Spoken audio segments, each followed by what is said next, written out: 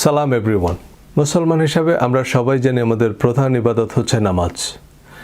নামাজ বেহেশতের চাবি, অর্থাৎ যারা 5 ওয়াক্ত নামাজ পড়বে তারা জান্নাতে যাবে, আর যারা সময় মতো নামাজ আদায় করবে না তারা জাহান্নামের আগুনে পুড়বে।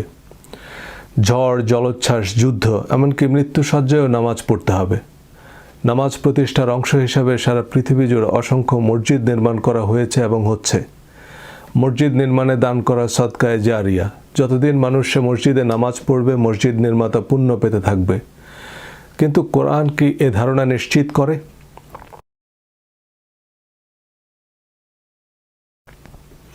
কোরআনে 82 বার সালাত বা নামাজের কথা বলা হয়েছে বলে আমরা জানি, কিন্তু কি বলা হয়েছে? এই ভিডিওতে তার ডিটেল আলোচনা করব ইনশাআল্লাহ। বেসড অন মাই আন্ডারস্ট্যান্ডিং, কোরআনে সালাত দ্বারা কেবল আমাদের পরিচিত প্রচলিত নামাজকে বোঝানো হয়নি, বরং এর অর্থ অনেক ব্যাপক। পরিচিত এবং প্রচলিত নামাজকে জাস্টিফাই করতে হলে হাদিস এবং ফিকাকে অব্লিগেটরি কমান্ডমেন্টস হিসাবে কনসিডার করতে হবে। বাট ইন দিস কেস, কোরআন যে সম্পূর্ণ, পরিপূর্ণ এবং একমাত্র ডিভাইন কমান্ডমেন্ট, কোরআনের এই ডিক্লারেশনকে ডিনাই বা ওভাররুল করতে হচ্ছে। হাদিস নিয়ে আমার 3 পর্বের ধারাবাহিক আলোচনায় প্রশ্নাতীতভাবে প্রমাণ করেছে যে কোরআন clear, complete, detailed and only divine commandments. এই আলোচনা আমি কেবলমাত্র কোরআনের ভিত্তিতেই করব। কোরআনের বাইরে তাফসির, হাদিস, ফিকা বা ঐতিহাসিক ধারাভাষ্য সত্য, মিথ্যা, জাল, জয়ীফ, উদ্দেশ্য প্রণোদিত যে কোনো কিছুই হতে পারে। বিতর্কিত পীর, কথিত সুফি সম্রাট দেওয়ানবাগীও কিন্তু কোরআনের তাফসির লিখেছে। ইসলামের ইতিহাস বিভাগের কোনো ছাত্র বা শিক্ষককে জিজ্ঞেস করবেন যে ইসলামের ইতিহাসের প্রধান ধারাভাষ্যকার বা ঐতিহাসিক কে, উত্তর মিলবে পি.কে. হিট্টি বা ফিলিপ.কে. হিট্টি। তিনি ছিলেন লেবানিজ আমেরিকান খ্রিস্টান। ব্রিটিশ উপনিবেশিক শাসনামলে আমেরিকান ইউনিভার্সিটি বৈরুতে লেখাপড়া করেন। এরপর কলম্বিয়া ইউনিভার্সিটিতে পিএইচডি, প্রিন্সটন, হার্ভার্ড এবং জর্জ ওয়াশিংটন ইউনিভার্সিটিতে অধ্যাপনা করেন। প্রফেসর হিট্টি ছাড়াও ইসলামের ইতিহাসবিদদের তালিকায় অমুসলিম বা সেকুলারদেরই প্রাধান্য। সেই ইতিহাস বা অসমর্থিত স্টেটমেন্টকে আমরা এখন এতটাই ধ্রুব সত্য মনে করি যে এর মাধ্যমে আমরা কোরআনের সত্যকে ওভাররুল করছি। হাদিস নিয়ে আমার ভিডিওগুলো মনোযোগ দিয়ে দেখলে একমত হবেন যে একটা মিথ্যা, মিসলিডিং হাদিসের নিঃশর্ত বিশ্বাসী আমাদের পথ ভ্রষ্ট হওয়ার জন্য যথেষ্ট। ভিডিও ডেসক্রিপশনে 3টি ভিডিওর লিঙ্ক দেওয়া আছে। এনিওয়ে, নামাজ শব্দটি ফার্সি, যার অ্যারাবিক ইকুইভ্যালেন্ট হচ্ছে সালাত। কোরআনে সালাত শব্দটির বহুমাত্রিক ব্যবহার হয়েছে। এই ভিডিওতে আমি প্রচলিত অর্থে সালাত বলতে নামাজ শব্দটি ব্যবহার করব। কোরআনে নামাজের কোনো ডিটেল তো নেই, বরং পূর্ব ধারণা না থাকলে কোরআনে সালাতের আয়াতগুলো থেকে কেউ নামাজের পরিচিত স্ট্রাকচার সম্পর্কে সামান্যতম কিছু অনুমানও করতে পারবে না। আমরা আমাদের ছোটবেলায় নামাজের পুরো স্ট্রাকচার মুখস্থ করেছি। শরীর পাক, কাপড় পাক, নামাজের জায়গা পাক, কেবলামুখী হওয়া, রুকু করা, সিজদা করা ইত্যাদি। সেই পূর্ব নির্ধারিত সিদ্ধান্তের উপর ভিত্তি করেই কেবল বিচ্ছিন্ন বিক্ষিপ্তভাবে এখানে রুকুর কথা বলা হয়েছে, বা এই যে এখানে সিজদার কথা আছে, ওইখানে কিয়ামের কথা আছে, এই যে এর অর্থ জামাতে নামাজ আদায় করা, বা এই আয়াতের অর্থ নির্দিষ্ট সময়ে নামাজ আদায় করা ফরজ, এভাবে কিছু ধারণা পাওয়া যাবে। কিন্তু কিয়াম, রুকু, সিজদায় শব্দগুলো দিয়ে কেবল কনফার্মেশন বায়াসড হলেই নামাজের কিয়াম, রুকু, সিজদা বোঝা সম্ভব। দৈনন্দিন আরবিতে, এমনকি কোরআনের ভিন্ন ভিন্ন কনটেক্সটে শব্দগুলোর অর্থ দেখলে আপনি পরিষ্কার বুঝবেন যে there is a huge communication gap. নামাজকে কেন্দ্র করেই মুসলমানদের মধ্যে এত এত মাযহাব, উপমাযহাব। কারণ কোরআনে তো নামাজের স্ট্রাকচারাল কোনো গাইডলাইন নাই, সাথে হাদিসকে যুক্ত করলেও নামাজের সর্বসম্মত স্ট্রাকচার দাঁড় করানো সম্ভব নয়। তাই মাযহাবের ইমামদের মতকেও বিবেচনায় নিতে হবে। আহলে হাদিস, সালাফি বা লা মাযহাবিরা মাযহাব মানে না দাবি করলেও তারা কার্যত নাসিরউদ্দিন আলবানির মাযহাব, ইবনে উসাইমিন, ইবনে বাজ বা তাদের আলেমদের মত অনুযায়ী নামাজ পড়ে। অথচ আমাদের পরিচিত প্রচলিত নামাজের এভরি সিঙ্গেল ডিটেল দেওয়ার জন্য কোরআনের 8 থেকে 10টা আয়াতই যথেষ্ট ছিল। দিনে 50 রাকাত নামাজ পড়লেও প্রতি রাকাত তো একই রকম, সুতরাং 1 রাকাতের ডিটেল দিলেই তো হলো। যে নামাজের নিয়তে কেবলামুখী হয়ে কাঁধ বরাবর 2 হাত তুলে আল্লাহু আকবর বলে নাভির নিচে হাত বাঁধো, অতঃপর সূরা ফাতিহা এবং ন্যূনতম 3 আয়াত কোরআন তেলাওয়াত করো, আল্লাহু আকবর বলে রুকুতে যাও, রুকুতে দাঁড়ানো থেকে সামনে ঝুঁকে মাথা ও পিঠ সমান্তরালে রেখে 2 হাত দিয়ে 2 হাঁটু স্পর্শ করবে এবং ন্যূনতম 3 বার সুবহান রাব্বিয়াল আজিম তাসবিহ পাঠ করে সামি আল্লাহু লিমান হামিদা বলে উঠে দাঁড়াও। আল্লাহু আকবর বলে সিজদায় যাও। সিজদায় হাঁটু গেড়ে বসে কপাল মাটিতে ছোঁয়াবে। 2 হাতের তালু কান বরাবর মাটিতে লাগানো থাকবে এবং সুবহান রাব্বিয়াল আলা ন্যূনতম 3 বার পড়ে তাকবীর বলে উঠে বসে একইভাবে দ্বিতীয় সিজদা করো। দেন তাকবীর বলে সোজা দাঁড়িয়ে যাও। দ্বিতীয় রাকাতের সিজদার পর বসে তাশাহুদ পড়ো। শেষ রাকাতের সিজদার পর তাশাহুদ, দুরুদ এবং দোয়া পড়ে ডানা বাঁয়ে সালাম দিয়ে নামাজ শেষ করো। এই তো। আর কোন নামাজ কত রাকাত করে কখন পড়তে হবে? সূর্যোদয়ের আগে 2 রাকাত ফজর, মধ্যাহ্নে 4 রাকাত জোহর, বিকালে 4 রাকাত আসর, সূর্যাস্তের পর 3 রাকাত মাগরিব, রাত গভীর হওয়ার আগে 4 রাকাত এশার নামাজ। এই 5 ওয়াক্ত নামাজ পড়লে তাদের বেহেশত কনফার্ম, আর না পড়লে তাদের জ্বলন্ত অগ্নিকুণ্ডে নিক্ষেপ করা হবে। বলুন, আল্লাহ 6000-এরও বেশি আয়াত নাজিল করেছেন যাতে আমাদের প্রধান ইবাদত, যা ধনী গরিব, সুস্থ অসুস্থ, মৃত্যু পথযাত্রী সকল মুসলমানের জন্য সর্বাবস্থায় ফরজ, তার এটুকু স্পেসিফিকেশন তো দেনইনি, বরং কোরআনে বর্ণিত সালাতের শব্দগুলো দিয়ে প্রচলিত নামাজ বোঝানো হয়েছে, এটা পূর্ব ধারণা ছাড়া বোঝা প্রায় অসম্ভব। এই ভিডিওতে কোরআনে নামাজের যে বর্ণনা তা বিশ্লেষণ করব। কোরআনের 2 আয়াত আল্লাহ রোজার স্পেসিফিকেশন দিয়েছেন। Those 2 verses covers everything you need to know about fasting. নামাজের এই ডিটেলটুকু কোরআনে আল্লাহ দেননি, কিন্তু আমাদের প্রচলিত নামাজের যে বিবরণ, কোরআনে তার ডিটেল দেওয়া তো অসম্ভব ছিল না। একটু আগেই আমরা 2 মিনিটের কম সময়ে নামাজের স্ট্রাকচার আলোচনা করলাম। জিবরাইল আলাইহিস সালাম নবীজিকে সরাসরি নামাজ পড়া শিখিয়েছেন, কিন্তু এই গুরুত্বপূর্ণ তথ্যটাই বা কোরআনের কোন আয়াতে বলা হয়েছে? যাই হোক, মূল আলোচনার আগে কোরআন গবেষণা বা অধ্যয়নের নির্দেশিকা মনে করিয়ে দিতে চাই।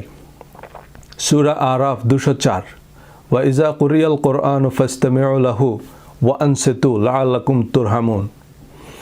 And when the Quran is recited, then listen to it and remain silent, that you may receive mercy. Ansitu, or be silent, which is referring to any internal dialogue or preconceived notions, needs to be silent. তাই নামাজ সম্পর্কে আমাদের যে কোনো পূর্বানুমানকে mute করে শুনুন কোরআন কি বলছে। আরবি সালাহ শব্দের আবিধানিক অর্থ হচ্ছে following someone or something closely, এবং আল মুসাল্লি মানে ছায়ার মতো আনকাট ফলোয়ার। হর্স রেসে যে ঘোড়া প্রথম হয় তাকে বলা হয় সাবেক বা লিডার। দ্বিতীয় ঘোড়াকে বলা হয় আল মুসাল্লি, কারণ সে প্রথম ঘোড়ার ক্লোজড ফলোয়ার। সো কোরআনের কনটেক্সটে আকিমুস সালাহ মানে সর্বাবস্থায় ডিভাইন কমান্ডমেন্টস বা আল্লাহর বিধিনিষেধ ছায়ার মতো অনুসরণ করা।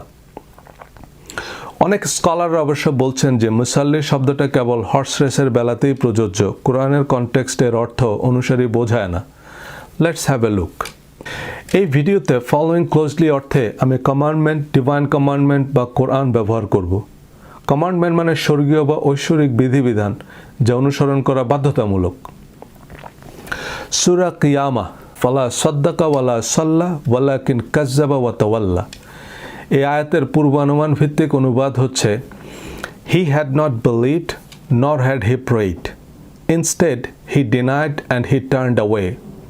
সে বিশ্বাসও করেনি, নামাজও পড়েনি, বরং সে অবিশ্বাস করল এবং মুখ ফিরিয়ে নিল। এই আয়াতের প্রেক্ষাপটে সাল্লাহ মানে কোনোভাবে নামাজ নয়। প্রথম আয়াতে সাদ্দাকা মানে সত্য বলা, স্বীকার করা বা বিশ্বাস করা। এর বিপরীত হচ্ছে কাজ্জাবা, অর্থাৎ মিথ্যা বলা, অস্বীকার করা বা অবিশ্বাস করা। আর তাওয়াল্লা মানে টার্নড অ্যাওয়ে বা ড্রাইভ ব্যাক, যার বিপরীতার্থক হিসেবে ব্যবহার করা হয়েছে সাল্লাহ, অর্থাৎ টার্ন টুওয়ার্ডস, ফলো বা অনুসরণ করা। সুতরাং এই আয়াতদ্বয়ের যৌক্তিক অনুবাদ হচ্ছে, he had not believed nor had he followed, instead he denied and turned away. Very simple analogy. সূরা আনকাবুত আয়াত 45। এখানে সালাতের অর্থ নামাজ ধরে অনুবাদ করলে এর অর্থ দাঁড়াবে, recite O Muhammad what has been revealed to you of the book and observe salat. Indeed, salat prohibits immorality and wrongdoing. আপনি কোরআন পড়ুন এবং নামাজ আদায় করুন। নিশ্চয়ই নামাজ অনৈতিক এবং অন্যায় কাজ থেকে ফিরায় রাখে। কিন্তু নামাজ কি নিশ্চিতভাবে অনৈতিক এবং অন্যায় কাজ থেকে ফিরায় রাখে? একজন মানুষ 5 ওয়াক্ত নামাজ পড়ে, একই সাথে অন্যায় অনৈতিক কাজে লিপ্ত হতে পারে। একমাত্র কোরআনের নিরবিচ্ছিন্ন অনুসরণ বা কনস্ট্যান্টলি ফলোয়িং ডিভাইন কমান্ডমেন্টসই একজন মানুষকে নিশ্চিতভাবে অন্যায় অনৈতিক কাজ থেকে ফিরায় রাখবে। সুতরাং এই আয়াতের যৌক্তিক অনুবাদ হবে, Recite, O Muhammad, what has been revealed to you of the book and act accordingly. Indeed, following Quran closely prohibits immorality and wrongdoing. অর্থাৎ আপনি কোরআন পড়ুন এবং সে অনুযায়ী কাজ করুন। নিশ্চয়ই কোরআনের নিরবিচ্ছিন্ন অনুসরণ অনৈতিক এবং অন্যায় কাজ থেকে ফিরায় রাখে। সূরা আহজাবের 56 নং আয়াত, ইন্নাল্লাহা মালাইকাতাহু ইউসাল্লুনা আলান নবী। এখানে আল্লাহ ও তার ফেরেশতাগণ নবীর উপর সালাত পড়েন এমন নয়, বরং এর অর্থ হচ্ছে আল্লাহ ও তার ফেরেশতারা নবীকে ক্লোজলি ফলো করে, which indicates a supporting system. সূরা আহজাবের আলোচনা মূলত নবীজির স্ত্রীগণ এবং ঘনিষ্ঠ সহচরদের জন্য প্রযোজ্য বিধিবিধান নিয়ে। তাই পুরো সূরার বাংলা অনুবাদটুকু একবার পড়ে নিলে সূরার কনটেক্সট বুঝতে পারবেন। এনিওয়ে, কোরআনে প্রচলিত নামাজের বিবরণ আছে বলে যে দাবি, তা নিরীক্ষা করা যাক। সূরা মায়দা 6 নং আয়াতে অজুর বা পবিত্রতা অর্জনের কথা বলা হয়েছে। এক্ষেত্রে সালাতের অর্থ নামাজকে মেনে নিতে হবে, অন্যথায় সর্বাবস্থায় পবিত্রতা বা পরিচ্ছন্নতা অবলম্বনের সাধারণ নির্দেশনা বোঝায়। সূরা বাকারা 149 নং আয়াতে নবীজিকে মসজিদে হারামের দিকে মুখ ফেরানোর কথা বলা হয়েছে, যদিও এই আয়াতে সালাত বা প্রার্থনা শব্দের উল্লেখ নেই। সূরা হজ 26 নং আয়াতে আল্লাহ হযরত ইব্রাহিম আলাইহিস সালামকে বলছেন, Purify my house for those who perform tawaf and those who stand and those who bow and prostrate. এই আয়াতে দাঁড়ানো, রুকু এবং সিজদার কথা আছে, কিন্তু সালাত বা প্রার্থনার উল্লেখ নেই। এই কিয়াম, রুকু, সিজদা দ্বারা নামাজ বোঝা বেশ কঠিন, বরং কিয়াম, রুকু, সিজদা এই শব্দগুলো ফলোয়িং কমান্ডমেন্টসের সাথেই বেশি সঙ্গতিপূর্ণ। আকিম simply means to set something upright and maintaining it. Surah Ar-Rahman, wa aqimul wazna bil qist wa la tukhsirul mizan, and uphold the weight with equity and do not cheat in the weights and measures. তোমরা যথাযথভাবে ওজন করো, ওজন বা পরিমাপে প্রতারণা করো না। এখানে আকিমুল ওয়াজনা মানে নিশ্চয়ই দাঁড়িয়ে ওজন করা নয়। So aqimus salah simply means uphold the divine commandments laid out in the Quran. এর থেকে নামাজের কিয়াম অর্থ করা বেশ কঠিন, এবং সালাতের অর্থ যদি হয় আল্লাহর সব আদেশ নিষেধ মেনে চলা, তবেই কেবল সালাত জান্নাতের চাবি। কিন্তু নামাজ অর্থে সালাত কখনোই বেহেশতের চাবি হতে পারে না। তাহলে তো কোরআনের বাকি কমান্ডমেন্টসের আলোচনা অর্থহীন। একজন মানুষ 5 ওয়াক্ত নামাজ পড়ে, আবার ওজনে কম দেয়, প্রতারণা করে, মিথ্যা কথা বলে, আমানতের খেয়ানত করে, সে কি বেহেশতে যাবে? প্রত্যহিক আরবিতে রুকু মানে ঝোঁক, প্রবণতা, yielding বা টেন্ডেন্সি টুয়ার্ডস সামথিং। আরেকটি অর্থ হচ্ছে সচ্ছল অবস্থা থেকে আর্থিকভাবে নুয়ে পড়া। সূরা মায়দার 55 নং আয়াত, ইউকিমুনা সলাতা ওয়া ইউতুনা যাকাতা ওয়া হুম রাকিউন। Those who observe salat and give zakat while they are bowing. যারা সালাত কায়েম করে এবং জাকাত প্রদান করে রুকু অবস্থায়। এই রুকু অবস্থায় মানে নামাজের রুকু ধরলে সালাত মানে নামাজ নয়। এই আয়াতে রুকু মানে বিনীতভাবে বা আর্থিকভাবে পতিত অবস্থায়ও জাকাত দিতে বলা হয়েছে। জাকাত নিয়ে আলাদা একটি ভিডিওতে কথা বলবো, তাই এখানে জাকাতের প্রসঙ্গ আনছি না। নামাজের রুকুর কথা বললে সালাত কায়েম করার মধ্যেই তো রুকু আছে। জামাতে নামাজ আদায়ের নির্দেশনা দেওয়া হয়েছে কোথায়? ওয়ারকাউ মা'আর রাকিঈন, অর্থাৎ রুকু করো রুকুকারীদের সাথে। সূরা আল ইমরান আয়াত 43, ইয়া মারইয়ামু কুনুতি লিরাব্বিকি ওয়াসজুদি ওয়ারকাই মা'আর রাকিঈন। O Mary, be sincerely obedient to your Lord and prostrate and bow with those who bow. হে মারিয়াম, তোমার রবের অনুগত হও এবং সিজদা করো এবং রুকুকারীদের সাথে রুকু করো। প্রথমত এখানে এই নির্দেশ দেওয়া হয়েছে বিবি মরিয়মকে। দ্বিতীয়ত এই আয়াতে নামাজের কোনো প্রাসঙ্গিকতাই নাই। এর আগের আয়াতে বলা হয়েছে, যখন ফেরেশতারা বলল, হে মরিয়ম, নিশ্চয়ই আল্লাহ তোমাকে মনোনীত করেছেন ও পবিত্র করেছেন এবং তোমাকে নির্বাচিত করেছেন বিশ্বজগতের নারীদের উপর। সো এখানে রুকু মানে she has to yield to these commandments with those who are yielding. সূরা বাকারা 43 নং আয়াত, ওয়া আকিমুস সালাতা ওয়া আতুজ যাকাতা ওয়ারকাউ মা'আর রাকিঈন। আর তোমরা সালাত কায়েম করো, যাকাত প্রদান করো এবং রুকুকারীদের সাথে রুকু করো। এখানে রুকুকারীদের সাথে রুকু করো এর অর্থ যে yield to divine commandments or righteousness with those who are yielding, এটা পরের আয়াত অর্থাৎ 44 নং আয়াত থেকে স্পষ্ট। Do you order righteousness of the people and forget yourself while you recite the scripture? তোমরা কি মানুষকে ভালো কাজের আদেশ দিচ্ছ আর নিজেদের ভুলে যাচ্ছ, অথচ তোমরা কিতাব তেলাওয়াত করো? তোমরা কি বুঝো না? নামাজের জন্য মসজিদ নির্মাণে দান করা, নামাজের জন্য আজান দিয়ে আহ্বান করা, মসজিদে জামাতে নামাজ আদায়ের কোনো সুস্পষ্ট নির্দেশনা কোরআনে নাই। সিজদা শব্দের আবিধানিক অর্থ anyone who humbles and submits to what he was commanded to do, then he has sajada, মানে সমর্পণ করা, আত্মনিবেদন করা, একটা সিস্টেমের আনুগত্য করা। সূরা আর রহমান 5-6 নং আয়াত, আশ-শামসু ওয়াল কামারু বিহুসবান, সূর্য এবং চাঁদ নিয়ম অনুযায়ী চলে।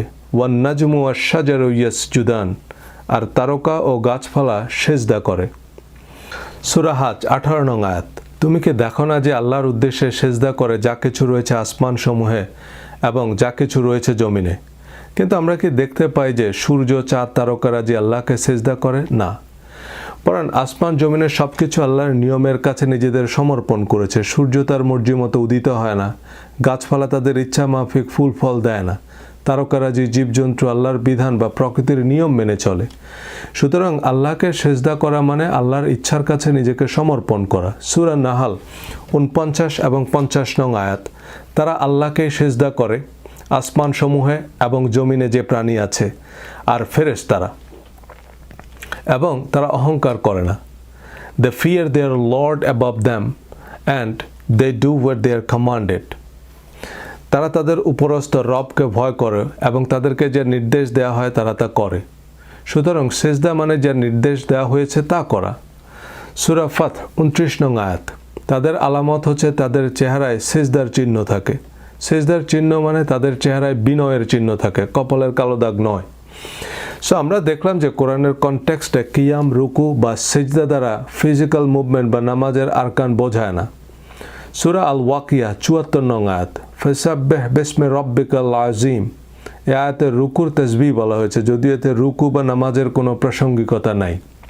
সূরা আল ইসরা 111 নং আয়াতের শেষাংশে তাকবীরের কথা বলা হয়েছে, ওয়াকাব্বিরহু তাকবীরান, and glorify him with great glorification।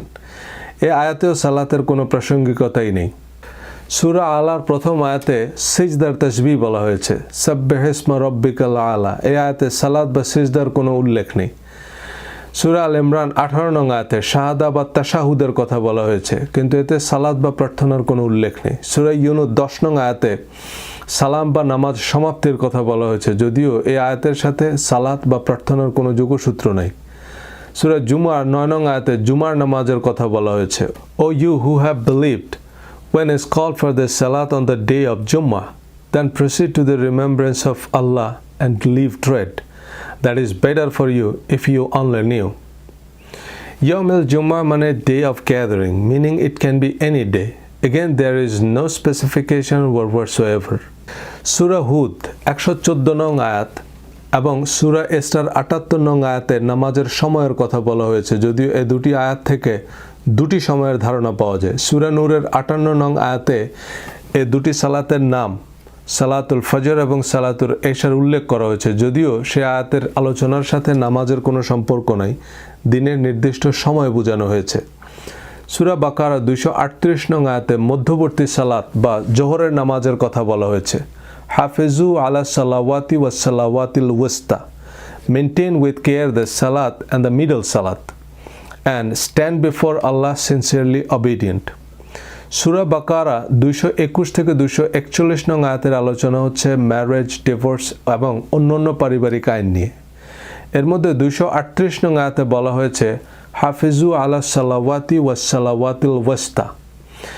এর অর্থ হতে পারে guard commandments and guard the commandment that is more balanced, fair, just or equitable in the laws laid out in the verse 221 to 241.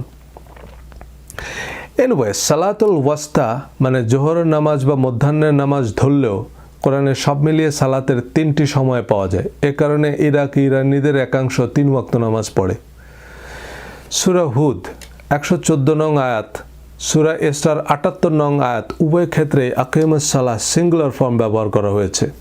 যেমন সূরা হুদ ১১৪ নং আয়াত, and establish salat at the two ends of the day and at the approach of the night.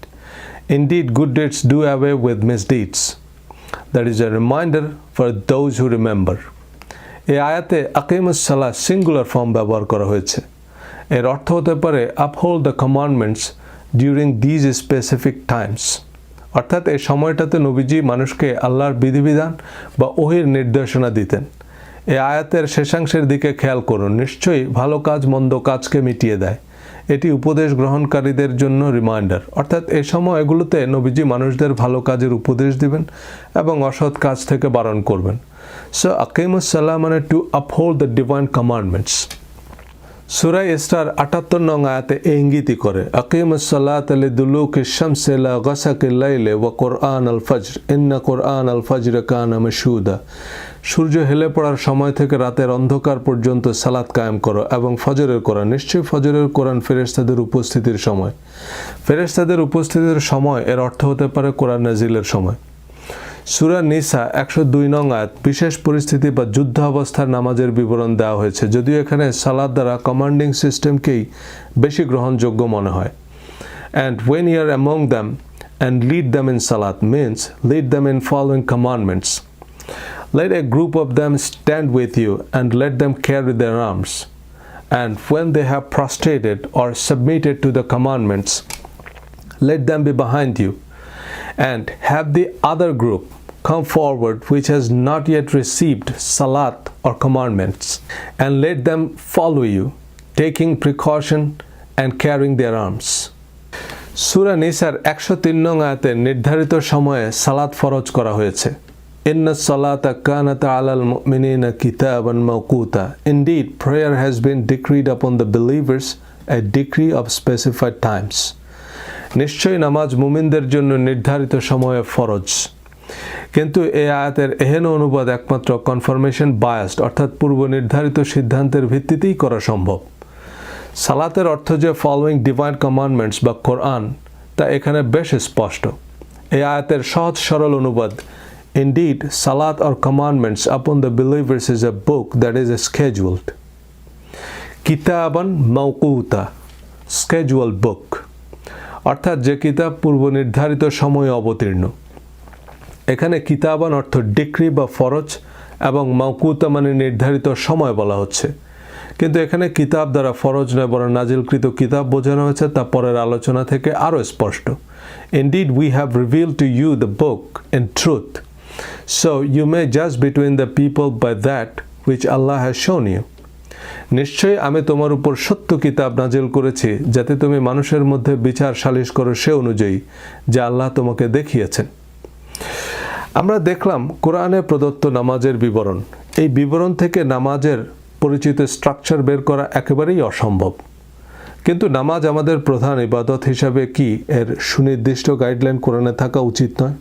অন্তত এই নামাজ আদায়ের সহি পদ্ধতি যে জিবরাইল আলাইহিস সালাম নবীজিকে শিখিয়েছেন, অন্তত এই তথ্যটুকু তো কোরআনে থাকা দরকার ছিল। বরং সালাত দ্বারা ফলোয়িং কোরআনিক কমান্ডমেন্ট ক্লোজলি এটাই বেশি স্পষ্ট। জান্নাতের প্রকৃত চাবি শীর্ষক একটি ভিডিওতে কোরআনের সুস্পষ্ট বর্ণনা অনুযায়ী কারা জান্নাতের প্রবেশাধিকার পাবে এবং জান্নাতের প্রবেশাধিকার সম্পর্কিত কমান্ডমেন্ট নিয়ে আলোচনা করেছি। সে ভিডিও থেকে পরিষ্কার ধারণা পাবেন what Allah wants us to do, এবং যারা সেসব কমান্ডমেন্টস ফলো করবে তারাই মুসাল্লি বা সৎকর্মশীল, আর তারাই বেহেশতের সুসংবাদ প্রাপ্ত। মুসাল্লিদের চারিত্রিক বৈশিষ্ট্য আল্লাহ ব্যাখ্যা করেছেন সূরা 70 ভার্স 23-34। আল মুসাল্লিন বলে এর পরের আয়াতগুলোতে আল্লাহ মুসাল্লিদের চরিত্র বৈশিষ্ট্য বলেছেন। আল্লাযিনা হুম আলা সলাতিহিম দাঈমুন, those who are constant in following commandments. এখানে দাঈমুন বা কনস্ট্যান্ট মানে আনইন্টারাপ্টেড অর আনকাট। নামাজ তো আর আনইন্টারাপ্টেড আনকাট বা বিরামহীন নয়, দুই ওয়াক্ত নামাজের মাঝে তো বিরতি থাকে। And those within whose wealth is a known right for the petitioners and deprived. এবং যাদের সম্পদের নির্ধারিত অধিকার রয়েছে সাহায্য প্রার্থী ও বঞ্চিতদের। মুসাল্লিদের আরও যেসব বৈশিষ্ট্য এখানে বলেছেন, believe in the last day, fearful of the punishment of the Lord, guard their private parts, trust and promises attentive, আমানত ও ওয়াদা রক্ষাকারী, who are in their testimonies upright, যারা সত্য সাক্ষ্য দানে অটল, who maintain their salat, which means those who closely follow every commandments or divine law in every situation. মুসল্লিদের যে গুণাবলী আল্লাহ বলেছেন, these are God's commandment as per Quran. সূরা আল মাউন থেকে আরো পরিষ্কার ধারণা পাবেন। আরাআইতাল্লাযী ইউকাযযিবু বিদ্দিন, have you seen the one who denies the day of judgment? ফাযালিকাল্লাযী ইয়াদউল ইয়াতীম, ইয়াতীমকে রূঢ়ভাবে তাড়িয়ে দেয়। ওয়ালা ইয়াহুদ্দু আলা তুআমিল মিসকিন, দরিদ্রকে খাদ্যদানে উৎসাহ দেয় না। ফাওয়াইলুল লিল মুসাল্লিন, অতএব সেই মুসাল্লিদের জন্য দুর্ভোগ। আল্লাযীনা হুম সালাতিহিম সাহুন, যারা নিজেদের সালাতে অর্থাৎ আল্লাহর বিধিনিষেধ অনুসরণে উদাসীন। এখানে ফা বা অতএব সেই মুসাল্লিদের জন্য দুঃসংবাদ, কিন্তু এর আগের আয়াতগুলোর আলোচনা তো নামাজ নিয়ে নয়, বরং ডিভাইন কমান্ডমেন্ট নিয়ে। আল্লাযীনা হুম ইউরাউন, যারা লোক দেখানোর জন্য তা করে। লোক দেখানো মানে কাউকে 2 টাকা দিয়ে ফেসবুকে লাইভ করা। ওয়ায়ামনাউন আল মাউন অ্যান্ড উইথহোল্ড সিম্পল অ্যাসিস্ট্যান্স, ছোট ছোট বিষয়ে সাহায্য করে না। মাউন মানে ছোট ছোট সহায়তা, যা আমরা চাইলেই করতে পারি, যেমন কাউকে পানি খাওয়ানো, রাস্তা পার করে দেয়া। এই সূরার কনটেক্সটে সালাত মানে নামাজে অমনোযোগী হওয়া বোঝায় না। Rather it means denying the system, mistreating the orphans and not encouraging feeding the poor, withholding assistance, making shows of their good deed. এগুলো হচ্ছে আল্লাহর আদেশের বিপরীত। নামাজই যদি উদ্দেশ্য হতো তাহলে এর আগে পরে নামাজের আলোচনাই থাকতো, যে যারা ঠিকমতো রুকু সিজদা আদায় করে না, সময় মতো নামাজ আদায় করে না ইত্যাদি। সূরা আল মুদ্দাসসির 42 এবং 43 নং আয়াতে বেনামাজিদের দোজখে যাওয়ার কথা বলা হয়েছে। মা সালাকাকুম ফি সাকরা, তাদেরকে জিজ্ঞেস করা হবে কিসে তোমাদের জাহান্নামে প্রবেশ করালো। ক্বালু লাম নাকু মিনাল মুসাল্লিন, তারা বলবে আমরা মুসাল্লি ছিলাম না। But don't stop here, keep reading. আমরা অভাবগ্রস্তকে খাদ্য দান করতাম না, আমরা অনর্থক আলাপকারীদের সাথে মগ্ন থাকতাম, আমরা প্রতিদান দিবসকে অস্বীকার করতাম। এ সূরা আল্লাহ কিছু কমান্ডমেন্ট নিয়ে কথা বলেছেন, যেমন অধিক পাওয়ার আশায় দান করো না, তোমার রবের জন্য ধৈর্য ধারণ করো। আমি তাকে দিয়েছি অঢেল সম্পদ, এরপরও সে আকাঙ্ক্ষা করে যে আমি তাকে আরও বাড়িয়ে দিই। নিশ্চয়ই সে ছিল আমার নির্দেশাবলীর বিরুদ্ধাচারী। এ সূরায় প্রার্থনার বা নামাজের কোনো ইঙ্গিত নেই। সূরা মারিয়াম 59 নং আয়াত, but there came after them successors who neglected সালাত অ্যান্ড পারসিউড ডিজায়ার। এই আয়াতে সালাতের যৌক্তিক অনুবাদ হবে গডস উইল অর কমান্ডমেন্ট, যে একটা প্রজন্ম আসবে যারা আল্লাহর ইচ্ছাকে অবজ্ঞা করবে এবং নিজেদের ইচ্ছার অনুসরণ করবে। সূরা বাকারা 45 নং আয়াত, and seek help through patience and salat means righteous deeds or commandments. এর আগের আয়াতে বলা হয়েছে, do you order righteousness of the people and forget yourselves while they recite the scripture? সূরা হুদের 84 থেকে 87 নং আয়াতে আরো পরিষ্কার ধারণা পাবেন। শুআয়ব বলল, হে আমার কওম, তোমরা আল্লাহর ইবাদত করো, তিনি ছাড়া তোমাদের আর কোনো ইলাহ নেই, এবং মাপ ও ওজনে কম করো না। হে আমার কওম, মাপ ও ওজন পূর্ণ করো ইনসাফের সাথে, এবং মানুষকে তাদের পণ্য কম দিও না, আর জমিনে অরাজকতা ও দুর্নীতি করে বেরিও না। আল্লাহ প্রদত্ত বৈধ লভ্যাংশ তোমাদের জন্য উত্তম। তারা বলল, হে শুআয়ব, আসসালাতুকা তা'মুরুকা, তোমার সালাতকে তোমাকে এই নির্দেশ প্রদান করে যে আমাদের পিতৃপুরুষগণ যাদের ইবাদত করত, অথবা আমাদের সম্পদ আমরা ইচ্ছামতো যা করি তা পরিত্যাগ করি। এখানে সালাতুকা মানে স্পষ্ট যে তোমার ডিভাইন কমান্ডমেন্টস কি তোমাকে এই নির্দেশ দেয় যে আমাদের সম্পদ আমরা ইচ্ছামতো যা করি তা পরিত্যাগ করি। সুতরাং কোরআনে বর্ণিত সালাত দ্বারা যে কেবল আমাদের প্রচলিত বা পরিচিত নামাজ বোঝায় না তা বেশ পরিষ্কার। আমরা যে পদ্ধতি বা প্রক্রিয়া নামাজ পড়ি বা নামাজ নিয়ে আমাদের প্রচলিত ধারণার ভিত্তি কোরআন নয়, কিন্তু এই কোরআনে নবীজির আনিত আল্লাহর বাণী। এই কোরআনই আমাদের জন্য সম্পূর্ণ, পরিপূর্ণ এবং অনুমোদিত বিধান। এই কোরআনের বাইরে নবীজির নামে আর কারো কোনো রেওয়ায়েত বা বর্ণনাকে শরিয়ার ভিত্তি হিসাবে নেয়ার কোনো সুযোগ নেই। নামাজকে হাদিস পালনের আরেকটি কারণ হিসাবে ব্যবহার করা হয় যে হাদিস ছাড়া নামাজ পড়বেন কিভাবে। কোরআনে যদি নামাজের পরিচিত বা প্রচলিত স্ট্রাকচার না থাকে, then this is not what সালাত ইজ। Very simple.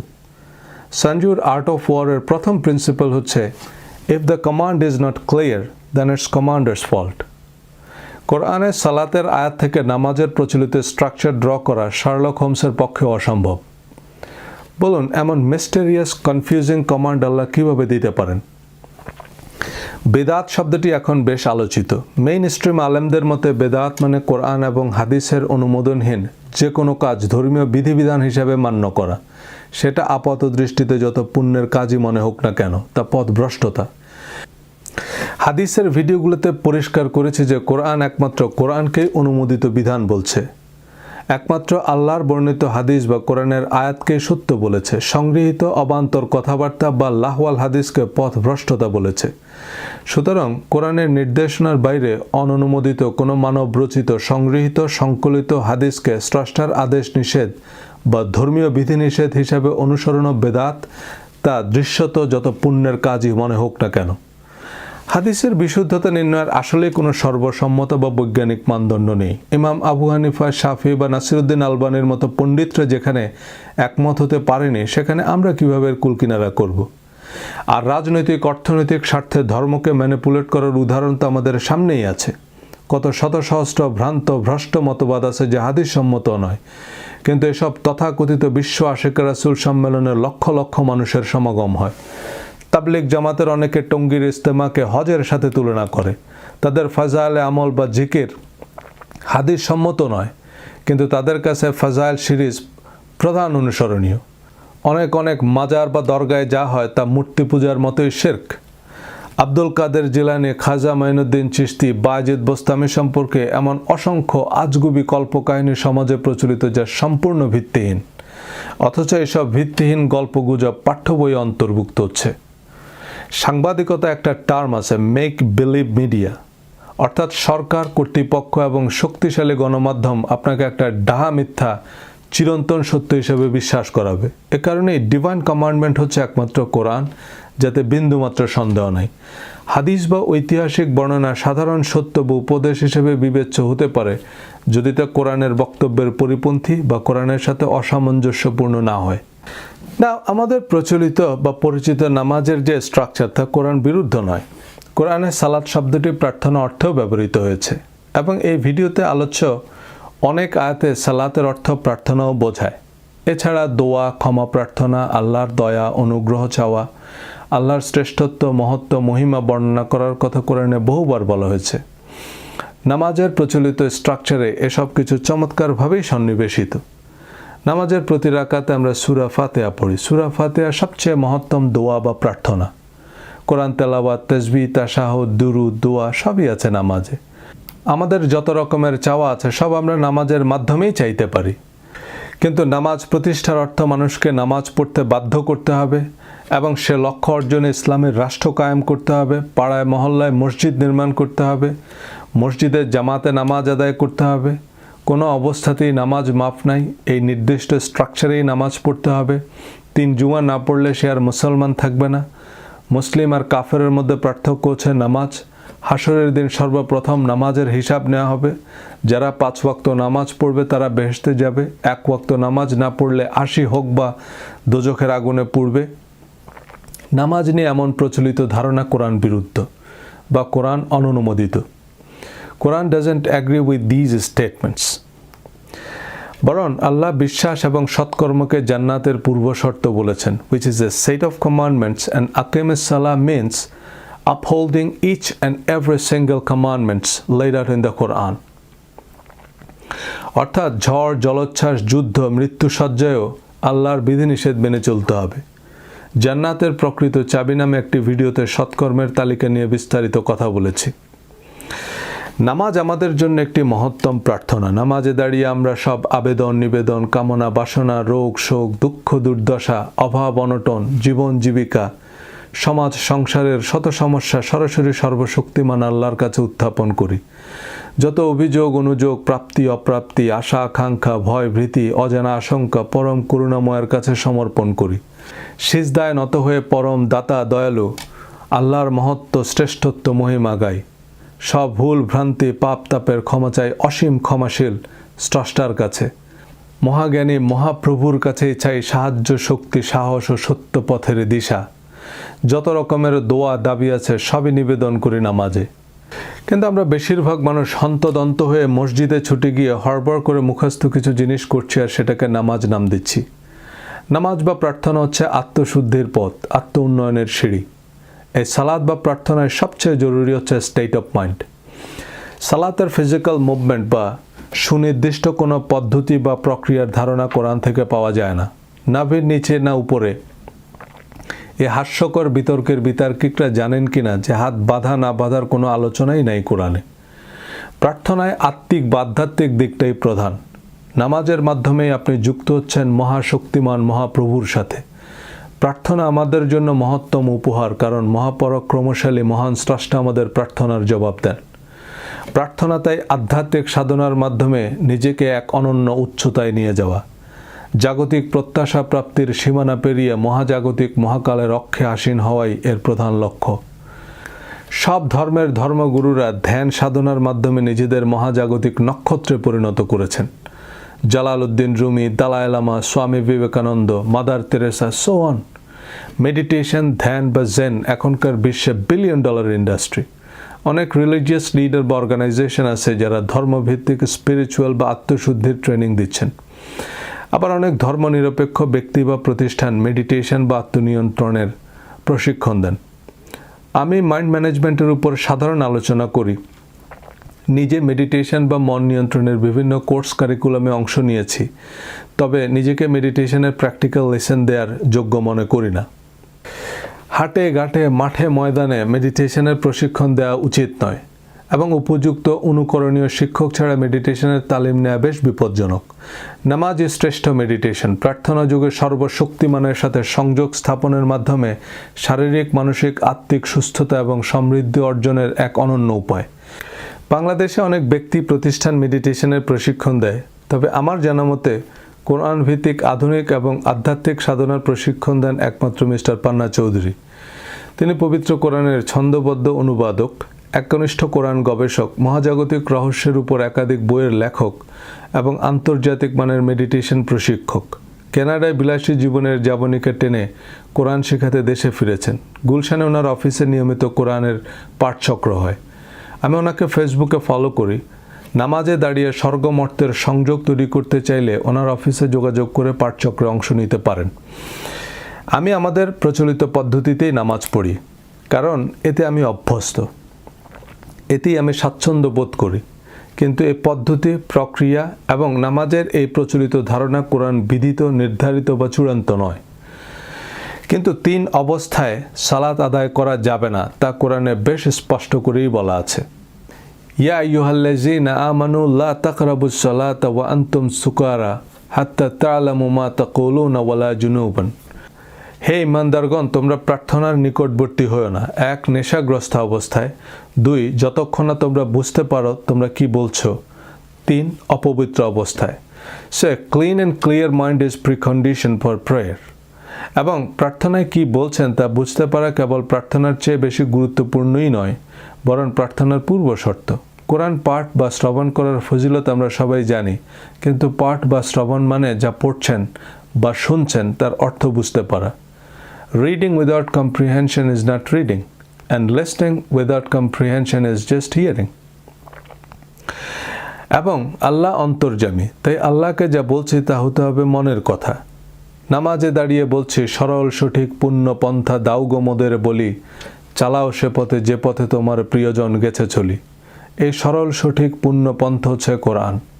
কিন্তু নামাজে দাঁড়িয়েও যদি অনুসরণ করি জটিল কঠিন ভেজাল পন্থা, তবে এ নামাজ শুধু অর্থহীনই নয়, এ নামাজ আমাদের নিয়ে যাবে যে পথে তার চির অভিশাপ, যে পথে ভ্রান্তি চির পরিতাপ।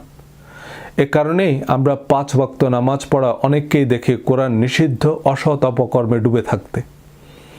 তো হারাম শরীফের ইমামরা কি কম জানে? এ জাতীয় কমেন্ট করে বিব্রত করবেন না। হারাম আইনের খতিব হওয়ার প্রধান শর্ত মোহাম্মদ বিন সালমানের আনুগত্য। কোরআনের সত্য বলার অপরাধে কত শত সহস্র ইসলামী স্কলারকে ওহাবি মুফতিদের রোশানলে পড়তে হয়েছে। সৌদি বাদশাহদের আক্রোশের তরবারিতে প্রাণ দিতে হয়েছে, তার হিসাব নেই। কাবা শরীফের ভিতরও একসময় 360টি মূর্তি রাখা ছিল। হারাম শরীফের ইমামদের নিঃশর্ত অনুসরণের কোনো নির্দেশনা কোরআনে নেই। কোরআনকে ওভাররুল করে হারাম আইনের খতিবদের অনুসরণ করলেও সে পথ ভ্রষ্ট, অভিশপ্ত। সবশেষে আবারও বলছি, আলোচনা আমার ব্যক্তিগত অভিমত based on my understanding of Quranic narration. You should definitely follow whatever make sense to you. এবং এই আলোচনায় যদি তথ্যগত বা বিশ্লেষণে কোনো ভুলভ্রান্তি থাকে, ভিন্ন মত থাকে, স্পেসিফিক রেফারেন্স সহ টু দ্য পয়েন্ট কমেন্ট করবেন। ভুল সংশোধনী বা সম্পূরক আলোচনা করব, প্রয়োজনে ভিডিও ডিলিট করে ফেলব। কিন্তু আপনি আহলে কোরআন ফিতনা ছড়াচ্ছেন, আপনি কার দালাল, আপনি ধর্ম নিয়ে কেন কথা বলছেন, এসব অখাদ্য ইতর শ্রেণীর কমেন্ট করবেন না। আমি কোরআনের কথা বলছি। আহলে কোরআন কী বা কারা তা আমি জানি না, জানার প্রয়োজনও মনে করি না। তবে কোরআনের অনুসরণকে যারা ফিতনা মনে করেন, তারা একই সাথে নিজেদের মুসলমান মনে করেন কিভাবে? আর আমার ধর্মের আলোচনায় যাদের আপত্তি, আপনার সমস্যা হচ্ছে আমার কথাগুলো আপনার কমন পড়ছে না। আপনার একান্ত পছন্দের কিছুই যদি শুনতে চান, নতুন কিছু না শোনাই ভালো। আল্লাহ আমাদের সবাইকে সরল সঠিক পূর্ণ পন্থায় অবিচল রাখুন। আমিন। মা আসসালাম।